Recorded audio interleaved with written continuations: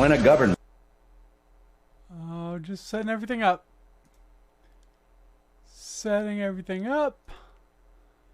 And sorry for that awkward delay. Still getting things set up. Right, I think one more. All right, what's up, everybody? Thanks for joining in. Be sure, if you're watching right now, be sure to share. Hit the share button. It's right below.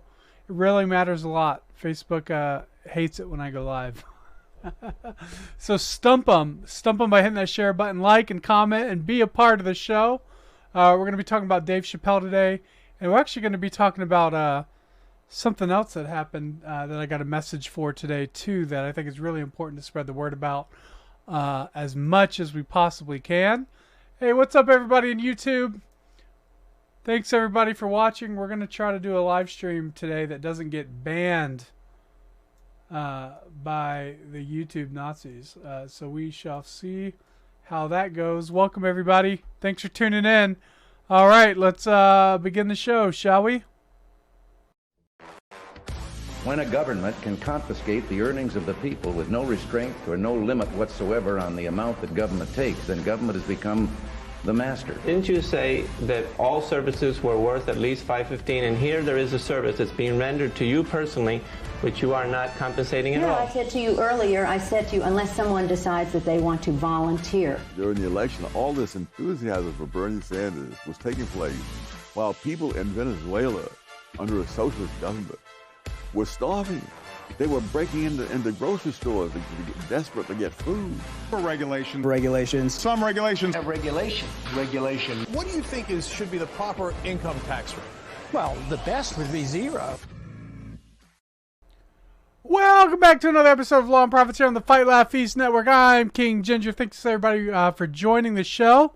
Thank you for being part of the stream. Thank you for sharing and participating in tonight's show. We're going to talk about Dave Chapelle and cancel culture for sure, and his response to it. But actually, I had a video that came, a guy sent me, a guy by the name of AJ Hurley, who is a respiratory therapist at UCLA, and I wanted to share this video of his, and I wanted to talk about it, because I don't think what's happening with him in the medical community is very much different than what's happening with Dave Chapelle in his response. Actually, I think the responses are kind of similar. But this is a friend of mine by the name of AJ Hurley. He has been at UCLA Hospital's respiratory therapist for about 7 years. And he posted this video going out like a man.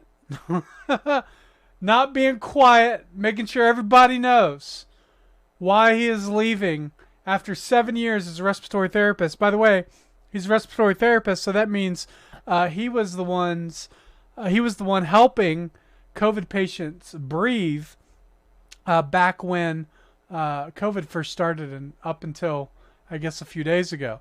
So let's share this video. By the way, I shared this on Gab, and it has gone absolutely bonkers. 842 notifications since I last refreshed the page, which was a while ago.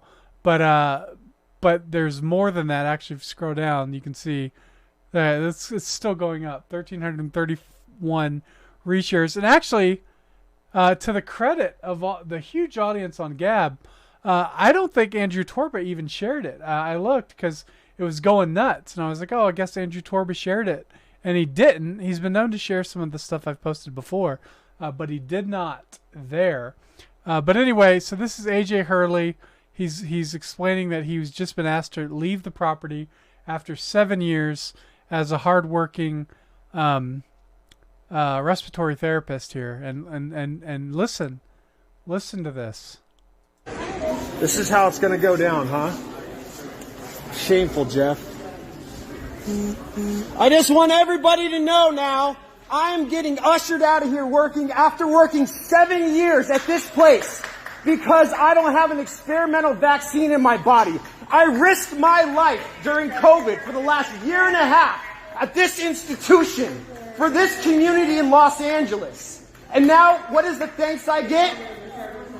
Because I won't inject an experimental vaccine in my body, now they're going to usher me out like I'm some kind of criminal rabid dog. Out of this institution that I've put my blood, sweat, and tears, and now this man and the rest of the UC is going to put me and my family on the street without my freaking family's ability to feed themselves. This is shameful. The UC and everybody that works here should be ashamed of themselves. This is ridiculous. Utterly ridiculous, Jeff. Utterly ridiculous. You're a medical professional, and you know the science behind it. There is no science. You can give COVID... Here comes the Karen to interject on behalf of these Nazis. And get COVID with the vaccine. There's absolutely zero reason to mandate this. Okay. I got vaccinated. What else do you have? So, good for you. I support medical freedom, ma'am. Okay. Apparently, it only goes one way. Okay. My rights are violated, but since you got the jab, you're fine. I risked my life for a whole year and a half without a freaking vaccine. Risked my life for this institution and the people of this community, and this is what I get. Now my stinking family has to go without food on their table because the people of this UC want to eject me out and usher me out like I'm some kind of freaking rabid dog. This is ridiculous. You should be ashamed of yourselves. You all should be ashamed of yourselves. Way to go, AJ, man. That video is like 7 minutes long, so I won't play the whole thing. Actually, if you want to see the whole thing, I would use this as a way to tease you into going on my Gab account at IMKINGGINGER. I'm King Ginger. Go there and watch the whole thing, and please share it. Also, don't just share it. Find local news organizations that will share it. This is the sort of stuff I respect the heck out of him for not just walking away silently and getting a job driving an Uber, but making a scene. We have to make a scene about this stuff. I think that's one of the things that's been most frustrating, watching all this sort of tyranny come down from the government over these sort of things, and everybody just sort of sitting and taking it, even if they don't get the jab. They sort of, like they just, they quietly quit their job. They find a new job and they go on with their lives as if everything is normal. But this is not normal. I love what AJ says here is they're forcing me and my family, we're not able to feed ourselves. They're forcing us on the street. This is exactly true. This has real serious ramifications. And if you go back and watch, you can see sort of, I guess I don't know if it's the medical director or whoever it was that was asking him to leave, whether it's an HR guy or whatever, just hanging his head in shame and trying to walk away and get out of the camera. Because they're cowards. They're the ones look, I'm telling you right now, the ones that have the jobs now, the ones that didn't get fired, the ones that even, that very specifically, I'm not talking about the ones who don't have a problem with getting a vaccine. The ones who do have a problem with getting a vaccine and got it anyway, and they still have their jobs, those are the cowards. But the men like AJ, man, that's what we need, man. Like, it's okay to be angry. It's okay to be upset. It's okay to fight. It's okay. We need more men to do that sort of thing. He didn't cuss. He didn't swear. He didn't say, "Let's go, Brandon." He didn't say any of that stuff. He kept a cool head. And he let everyone in that hospital know exactly what was happening. Because I think that's important. It's important to let your other employees know, hey, I'm being forcibly removed. And I think that's good, man. It goes on to him actually being pushed by the police officer to get out. And then he goes on to private property, and they're still threatening to kick him out for being on public property. Sorry, he's on the sidewalk, and they're still trying to threaten him and everything. But way to go, AJ, man. But again, if you guys see that, if you go to my on I Am King Ginger, you can see the whole clip. It's got tons of views. It's going nuts right now. Look, it's 1,000 notifications. It's gone up by 200 or 300 just from the time that we've just been talking about it. So praise the Lord for Gab still being a viral powerhouse, because that's exactly what they're becoming. So way to go. If you're not on Gab, I would encourage you to get on there. Get on there and share stuff like this. This is what people need to see. And this is a place where it does the opposite of Facebook, and it explodes. The content explodes. It's nuts. So thanks for everybody that has shared it, and also share it with local news organizations, national news organizations. There is no reason whatsoever that AJ shouldn't be on Tucker Carlson talking about this. Like, this is a big deal. What happened, and the way he filmed it, and the way he documented it. People need to see what's happening, and so message Tucker Carlson. I'd post it on Twitter, but it's a longer video than the 2-minute limit that Twitter gives me because I'm not verified. So maybe if somebody who does have a verified account would want to tweet it, and you can upload a video longer than 2 minutes, then let me know. I'll share it with you. I'm sure AJ would not have a problem with that. So anyways, way to go. Great job, AJ Hurley, for doing that, for standing up for your family, for being vocal about it. Way to go. And I'm trying to get you as much press as I possibly can.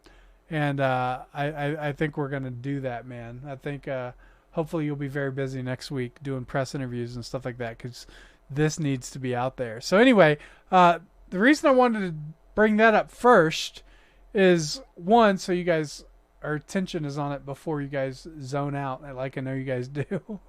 And then also, what he did, he's not caving to the mob. He's not caving to the cancel culture that is his employment, even if it means losing his employment. And so this brings me to Dave Chapelle, who, as you guys know, I talked about on the last show.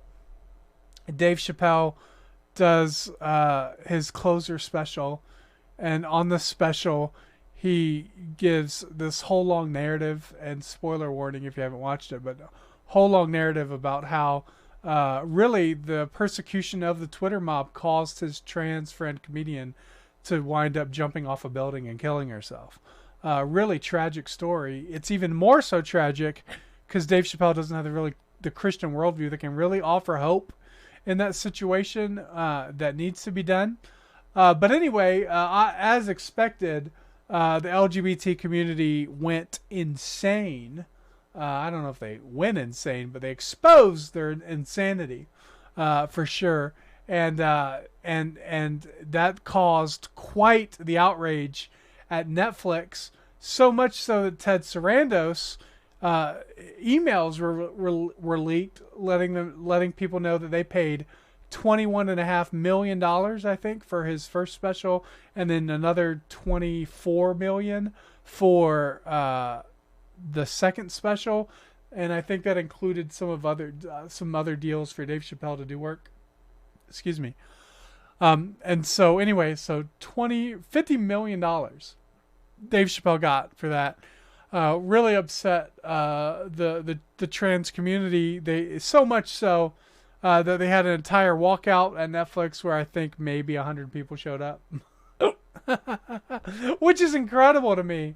Because I think you had more people walk out at GE over vax mandates than you did the trans community walking out at Netflix. But there was a lot of people there, and I think I'm being very gracious by saying 100. I think a lot of the people there were press, were people just watching to see what was going to happen, and there was also some comedians that had some protest boards that said "let jokes be free" or something like that, or it's free, you can be free to tell a joke or something like that.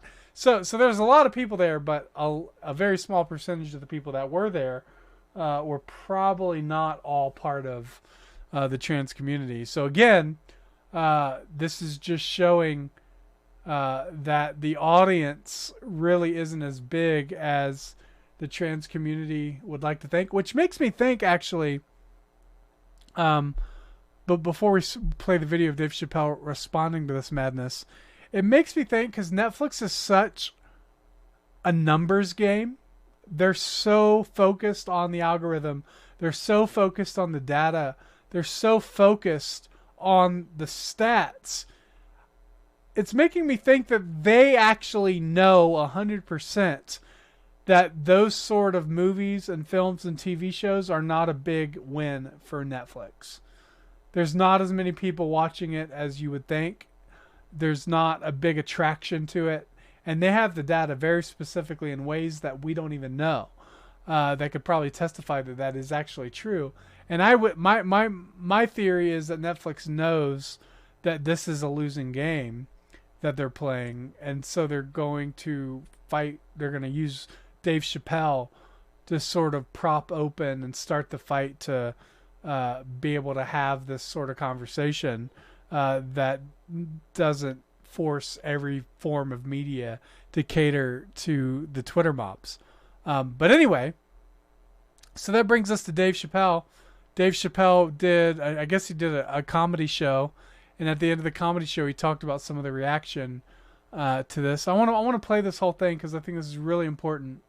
And there's obviously a language warning because it's a Dave Chapelle clip. But let's go through this and we'll talk about it as we go. It's been said in the press that I was invited to speak to the transgender employees at Netflix, and I refuse. That is not true. If they had invited me, I would have accepted it, although I am confused about what we are speaking about. I said what I said, and boy, I heard what you said. My God, how could I not? You said you want a safe working environment at Netflix. Well, it seems like I'm the only one that can't go to the office anymore.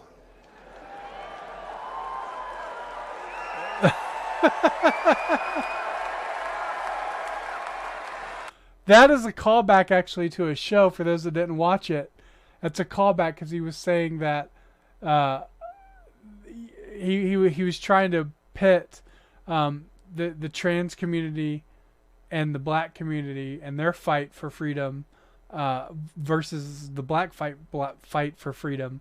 And he was saying that he was actually complimenting the trans community and saying that they've accomplished more than the black community has done in a shorter period of time. And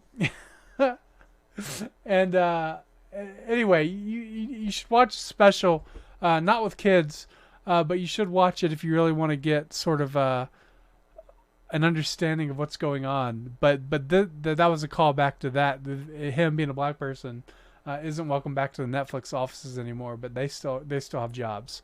So.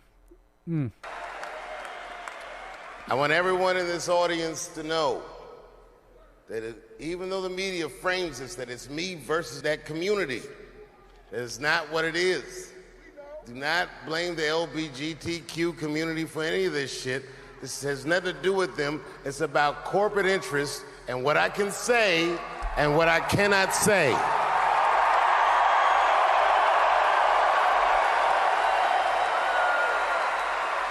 For the record. Now, notice what he said there. He's not defending. He's not attacking the trans community. Which I mean, obviously, there's a worldview issue here between me and Dave Chapelle, right? I would say that there is a serious sin issue at the core here, and for fundamentally different reasons. I would oppose the LGBTQ Twitter mob differently than Dave Chapelle would. But he is saying that I'm not attacking them. I'm fighting for my right to be able to say what I want, even if you disagree with it or if you're offended by it, which, of course, I would agree to some Christian extent. But I think me and Dave Chapelle can come at this the same way and say the same outrage mob that attacks Dave Chapelle is also the same Twitter mob that attacks Christians in Hollywood. And so, we talk about this this sort of working together with our enemies to fight a bigger enemy, right? And I think this is an example of that. This is an example of when Christians should without caving on what they believe, come at Dave Chappelle and say, we support you on this fight. You're representing us too. And then force Dave Chappelle to say, well, well, I don't mean you. Right? Like that should be the move. A lot of times when I've talked about this with Dave Chappelle, well, not with him, but I've talked about Dave Chappelle with other people. Usually you get a bunch of crazy, nasty comments, especially on Gab. Goodness gracious, the comments you get on Gab. It's a free speech platform. But a lot of the responses you get is, I don't really care what Dave Chappelle has to say because he's foul-mouthed and gross, and therefore nothing he says in this fight really matters to me as a Christian. And that's just the farthest thing from the truth, because God, in his graciousness and kindness, hasn't given Dave Chappelle over to the level of those on the Twitter mob. So even though Dave Chappelle is not a Christian, he hasn't been abandoned in his thinking to such of a degree that the crazy radicals on Twitter have. And to that, we can come beside him along those lines. And what I would actually like to see, instead of Christians attacking Dave Chappelle for the vulgarity of his content, which is absolutely a good discussion to have, what I'd like to see is people coming alongside of Dave Chappelle and saying, hey, let me show you why we need to fight together and how our worldview that worships a risen king can actually give you more freedom to tell the jokes that you want to tell once you're saved. And I hope you understand that I'm not saying that Dave Chappelle, once he's saved, can be even more vulgar. I'm saying that he'll find more freedom in his comedy once he has a Christian worldview. So anyway, here we go. Good. And I need you to know this. Everyone I know from that community has been nothing but loving and supporting. So I don't know what all this nonsense is about. In summer 2020, when the whole world shut down, I was outside doing shows. My neighbor had a cornfield, and he let me throw shows there, and people came from all over the country. Some people came from around the world to see those shows. The best comedians on earth came to my home and broke bread with me. And we lived our lives. We found a way to keep moving forward. I made a whole documentary about it. The first night of those shows was a piece that some of you might have seen. It was called 846, and it dealt with the murder of George Floyd.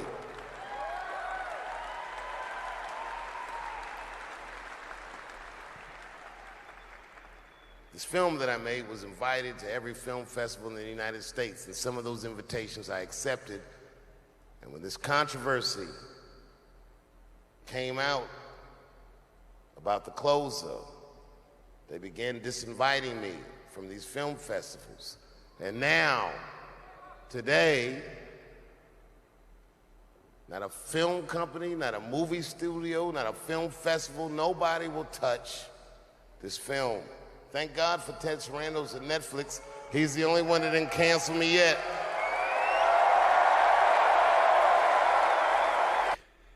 So here Dave Chappelle has the exact same problem as the Christians in Hollywood that I speak to almost every day at Lore.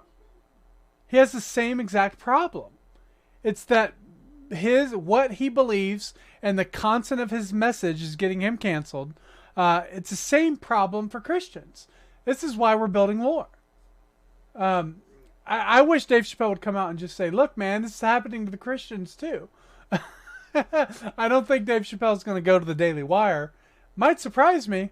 Depends how much of a bag the Daily Wire has to give Dave Chappelle, because he's very expensive. But as you can tell, the fact that one comedy special costs $25 million and the whole season of Squid Game costs $20, right? so you can see Dave Chappelle is very valuable. But anyway, this is the point I'm trying to make, is that we at Lore, we speak to these Christian artists. They're very high up. They're in very high levels. They've worked on movies you've seen. They've worked on movies that your family has loved, and they're sort of hiding. They don't get to create the stories that they want. They don't get to add valuable input into the content that's being made. They don't get to add a Christian worldview very authoritatively into the content that they're making. And most of the stories they would really want to tell, they can't, because there's nowhere for them to go. And part of that, you have to just go, okay, well, every movie and film studio and distribution company has a worldview. So obviously there are some things that one movie company isn't going to take because it just doesn't meet with that company's worldview. And then, like, I don't think Daily Wire is going to want some of the lore content that we're going to make. Just saying. And so I think there obviously there's no neutrality, and that goes for studio heads and that goes for companies and distribution. But the goal is to allow speech and allow films and allow artists to tell stories in such a way that they're not blacklisted. Netflix shouldn't be blacklisted for Dave Chapelle making his content. Lore shouldn't be blacklisted for the artists that we have that are going to make our content. And Daily Wire shouldn't be blacklisted for the content that they make. By the way, though, just as an asterisk, Netflix probably should have been banned for cuties. But that didn't happen. And again, there were no employee walkouts for cuties. But anyway, let's continue.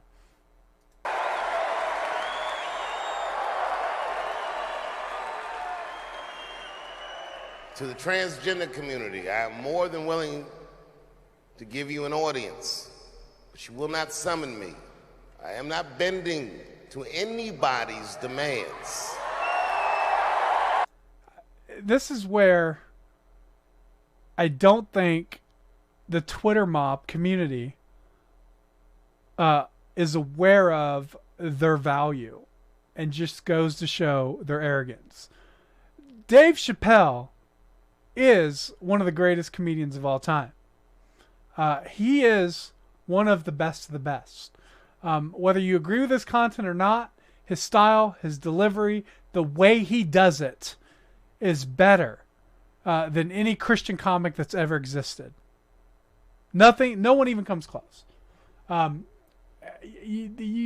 not even a ballpark. And I've contacted my Christian comedian friends, and I said, where are the Christian comedians that are doing joke writing, not with the vulgarity, but with the sharpness of their sword, at the way that Dave Chappelle is doing it? Because the truth is, it should be a Christian that's sitting in Dave Chappelle's seat that's fighting against this sort of cancel culture. It should be a Christian up there. But Christian comedians specifically have regulated themselves to sort of churchy, gimmicky jokes that can't be edgy at all or offend anyone at all. A great example of that, I think, is one of the first jokes we did for Late Night with the next week with Jeff Durbin show that we did. The first jokes we did was like a rear end joke. It was a joke attacking homosexuality. And there's all these crazy blogs talking about how terrible and vulgar of a joke it was. And it wasn't a terrible, vulgar joke. I would even argue, it was a vulgar joke, but it was done properly in a way that exposed the vulgarity of the homosexual community. So there you have it. That's sort of what we did.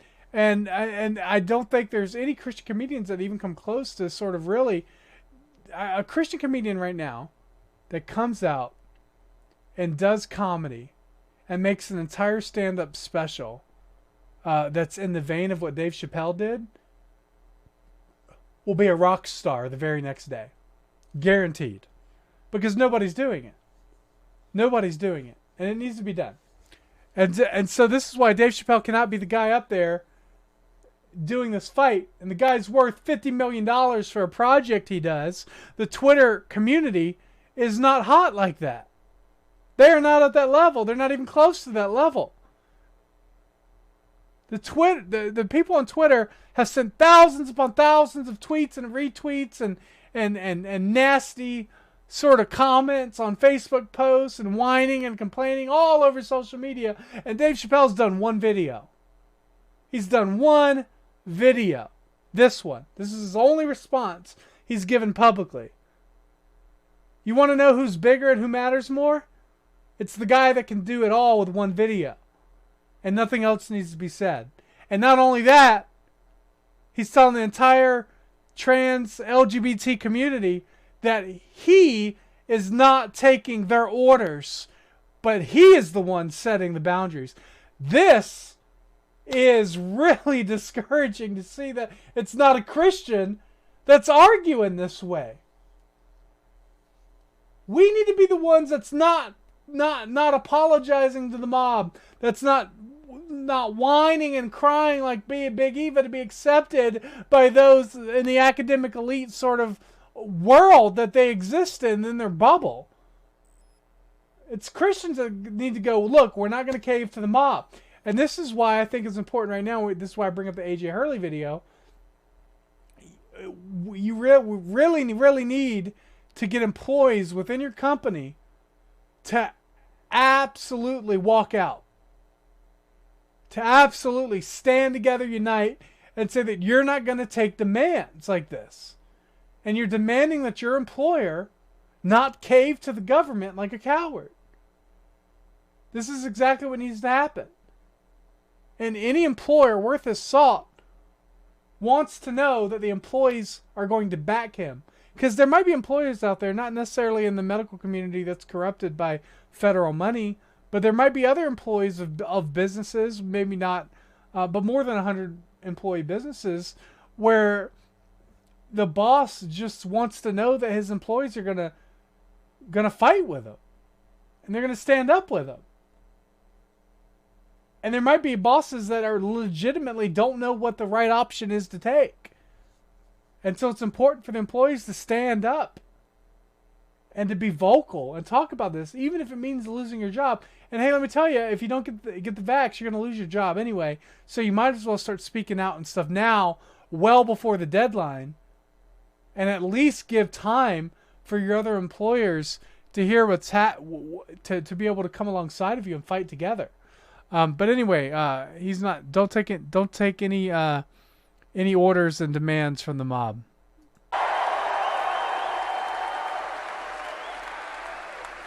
And if you want to meet with me, I'd be more than willing to, but I have some conditions.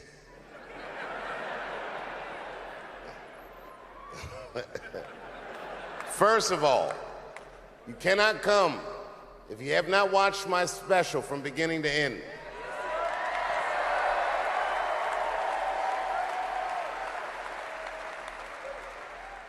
You must come to a place of my choosing and a time of my choosing. And thirdly, you must admit that Hannah Gadsby is not funny. I want to explain that line there because I had to Google this to find out, and I don't like to explain. I don't like to explain. No, Google, I was not talking to you. Stop. I had to search on the internet for the result for what was happening there, and turns out that Hannah Gadsby is LGBT comedian. She's an LGBT comedian in Australia, and when Ted Sarandos was telling people that content doesn't harm anyone, content on the screen doesn't harm anyone in real life, which he retracted, by the way. When Hannah Gadsby was, when Ted Sarandos was saying that, he referenced the broad, diverse quality of content that Netflix had, and he included like Orange is the New Black, and then he included Hannah Gadsby, and then Dave Chappelle. And so Hannah Gadsby's response on Instagram was that Ted Sarandos should not lump her name together with his effing algorithm cult. Which is interesting, to say the least, that she said that. Makes me think that she knows the real numbers for how well her comedy special did, and is blaming it on Netflix's algorithm. Interesting. But anyway, so that she called Netflix algorithmic cult.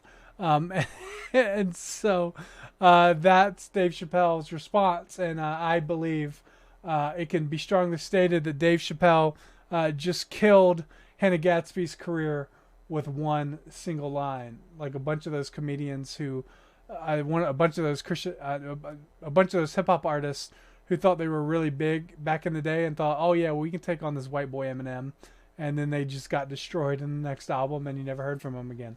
That is what I think just happened to Hannah Gadsby, and I think it's fantastic. So, it's also an interesting predicament, because if they say that Hannah Gadsby is not funny, the trans community says Hannah Gadsby is not funny, it means that they're attacking their own, and so it's a very smart situation. That it's a lot smarter and deeper than just a funny joke, because part of those requirements are that they have to admit that it's okay for there to be jokes as part of your community that just aren't funny, which also means that there has to be jokes that are not part of your community that could be funny. And I think that's where Dave Chappelle is going with that, and it's a trap. It's a good one.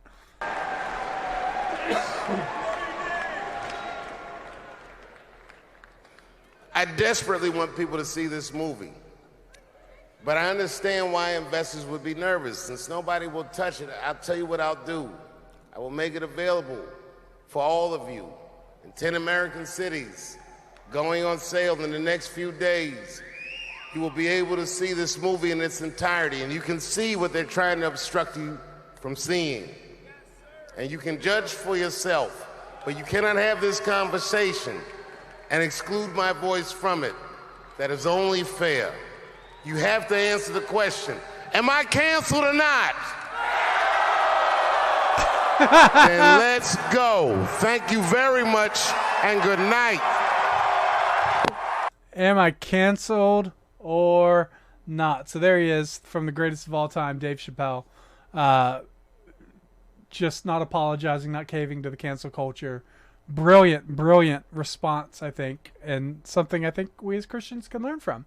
And hopefully one day it'll be Christians in that seat getting $50 million deals because of the quality of their talent and skill, and not necessarily the type of content that they make. See, that's an interesting thing. Dave Chappelle is so talented. I firmly believe this. Dave Chappelle is so talented, Netflix was willing to run the special anyway, because it was better for them to get a deal with him based on the quality of his work than it was, even though they knew that it was going to offend what I think they believe to know to be a very tiny community. And so I think Christians, if they're skilled the exact same way, can get those sort of content deals. I still believe it. I really do. They're not going to get it with the Christian film studios who create these weird Christian cinematic universes that don't reflect reality. But I do believe that if a Christian really was incredibly gifted and skilled, that I think if they brought in the numbers and they brought in the audience and they brought in the conversation and discussion, I think it would happen.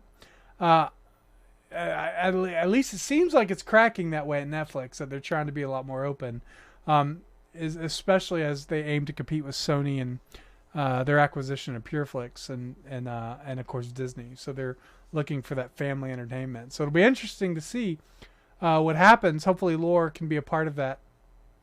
I think we will.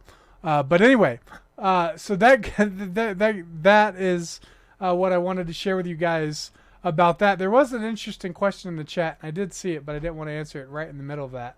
But the question was, can we fight alongside Dave Chappelle on this fight and be consistent with not fighting alongside Catholics on abortion? The reason I brought this up, that's a great question, by the way. The reason I brought that up is because I think Dave Chappelle is fighting rightly. I think the way he is fighting, he's not caving, he's not canceling, he's not compromising what he's saying. Whereas it's not really, just to be clear, I'm not opposed to Catholics working alongside of Christians and ending abortions. I'm opposed to Christians, to Catholics running the plays that are really just the plays of corrupt political lobbyists and organizations. And then they use Christianity or Catholicism as a way to siphon money back and forth to what do you call them, shadow organizations or CPACs that are just money funnelers. So yes, I think the way Dave Chapelle is fighting is good, and we can fight alongside of that fight, even if we don't necessarily agree with all the content. Whereas I don't think Catholicism has the content right at all, and the way they fight is not the fight. It's a compromising fight. It's a crony lobbyist system that they've established and set up for themselves that I don't think is nowhere near the same way. Now, if Catholics were running the plays, well, they are running the plays. But if the plays that they were running were the ones that said, we're just going to end it, we're going to fight tooth and nail, we're going to die on this hill, and somehow said, well, because this is a Christian thing to do, even though they're not Christian, I would still say, well, let's get in that fight. But they don't fight that way. And so where I would stand is I would much rather have a Christian that is running all the plays, that is not bowing down and caving to the cancel mob, like that. Not bowing down and caving to political corrupt lobbyist groups in that sense. So that's kind of where I think the difference is. I think the way Dave Chappelle is fighting, in that he's not giving demands, he's not caving. He's saying, you come at the time and place I tell you, and you watch the whole thing, and I'm not apologizing, and I'm still not canceled yet. I think that is the value of what Dave Chappelle is doing. I think all Christians should do that, and I think more importantly, I would argue that a Christian should be doing that, just like I would argue that if a Catholic is fighting rightly, it should and running the plays, all the more reason for an actual Christian to do so. So I hope that helps. I hope that gives a little bit of clarity to where I am on that. So there is a good co-belligerence. There's a valuable and healthy co-belligerence, and I think even Apology and then Abortion Now and those guys who would disagree with cross-politic on some other things, they would still agree that there is a healthy co-belligerence that can take place. But the question, I think, at the core is, because there is no neutrality, who is running the plays? And that's where it comes together. And I think Christians should be leading the fight, whether it's for comedy or for ending abortion. I think those are two things the Christians should be leading the way. But yeah, so that's sort of what I wanted to talk about. What's what I wanted to bring up.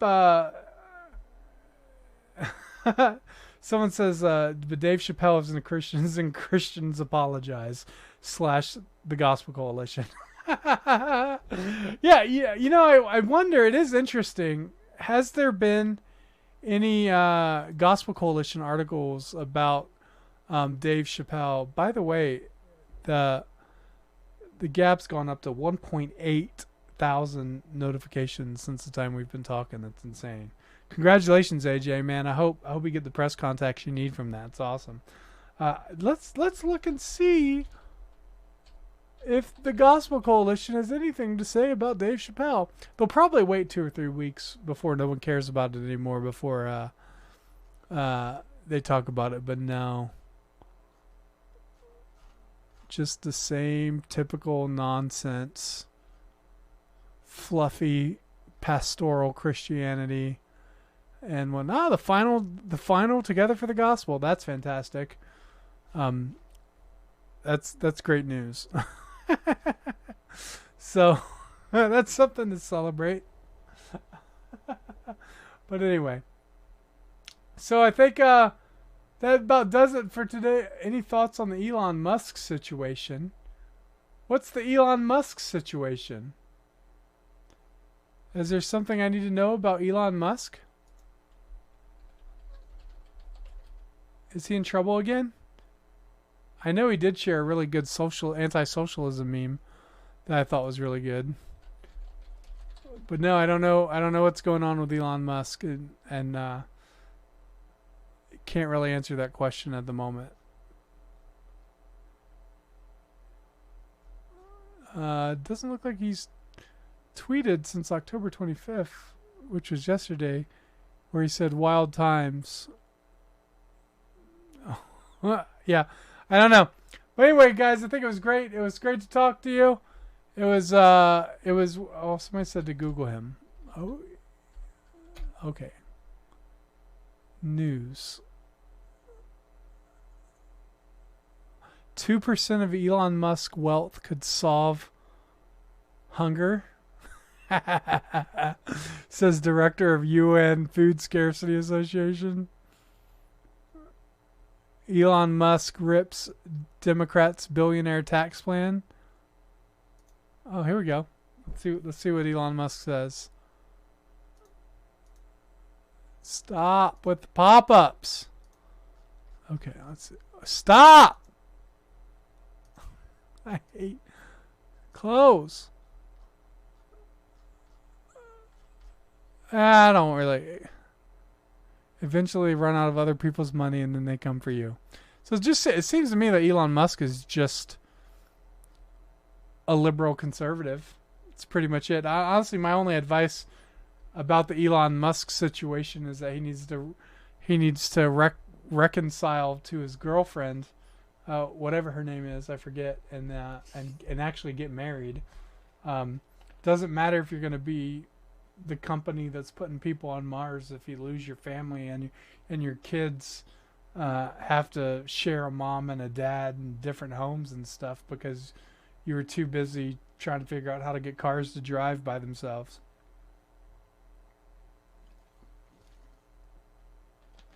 That's my thought on the Elon Musk situation. I hope that helps. All right, guys, I think that's it for today's show. Thank you guys so much for tuning in. Be sure to subscribe on the Fight Laugh Feast Network. Enter the code FLF. Enter the code LAP at the FLF Network. And you can sign up for all the exclusive behind-the-scenes videos, the live shows that they do, and be part of that great community, and also help build a sort of place that's pretty much the only place I can think of besides Apologia that's given you really consistent, serious Christian news with a very solid biblical worldview. And they put out tons of content. So be sure to support them and fund them so that they can do more. Because that's really the only thing that limits any business is the lack of capital. So give them some capital. And make sure you use the code LAP when you do. But again, it was great talking to you guys. Thank you guys so much for everything. Thank you guys for sharing and being part of the chat. Really appreciate it.